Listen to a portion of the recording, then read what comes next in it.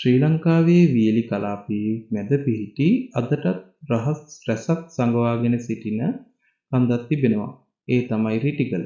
මීදුමින් වැසුණු මේ කන්දට ගිය හැමෝම කියන්නේ මෙහි තිබෙන්නේ විශේෂ සංසුන් බවක් සහ අද්භූත හැඟීමක් කියලා. අනුරාධපුර දිස්ත්‍රික්කයේ පිහිටි රිටිගල මුහුදු මට්ටමේ සිට මීටර 700කට වඩා උසින් පිහිටා තිබෙනවා. වියලි කලාපයක තිබුණත් කන්දේ ඉහළ සිට සීතල සහ මීදුමෙන් නැසී පවතිනවා. රිටිගල පුරාණ භික්ෂූන් වහන්සේලා භාවනා කළ ආරණ්‍ය සේනාසනයක් ලෙස ඉතිහාසයේ සඳහන් වෙනවා. අදටත් මෙහි ගල් මම්මාවත්, ගල් පාලම්, ජල කළමනාකරණ පද්ධති සහ පැරණි නටබුන් දැක ගන්නට පුළුවන්.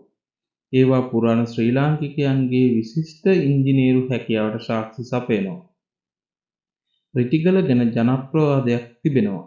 රාමායන කතාවට අනුව හනුමාන් ඖෂධීය කන්දක් රැගෙන යන අතරතුර එහි කොටසක් රිටිගලට වැටුණු බව විශ්වාස කරනවා.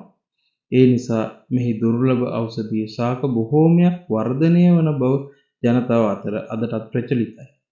රිටිගල යන ඔබට මීදුමින් වැසුණු මාර්ග, ගලා යන කුඩා දිය පාරවල්, පුස්කස් සහ නිහඬ වනාන්තරයක් දැක ගන්නට ලැබෙනවා. සෝබා දහමට ආදරය කරන ඕනෑම කෙනෙකුට මේ අමතක නොවන අත්දැකීමක්. ඔබටත් රිටිගල නැරඹීමට යනවා නම් පරිසරය ආරක්ෂා කරන්න, කැලි කසල නොදමන්න, පුරාවිද්‍යාත්මක නටබුන් වලට කිසිදු හානියක් නොකරන්න. රිටිගල යනු කන්දක් පමණක් නොවේ. ඒ ශ්‍රී ලංකාවේ ඉතිහාසය, සෝබා දහම සහ අභිරහස් එකට එක් වූ අපූර්ව උරුමයක්. මෙවැනි තවත් ඉතිහාසය සහ සංචාරක වීඩියෝ සඳහා අපගේ නාලිකාව සබ්ස්ක්‍රයිබ් කරන්න. වීඩියෝ ලයික් කරන්න. කමෙන්ට් දාන්න. ස්තුතියි.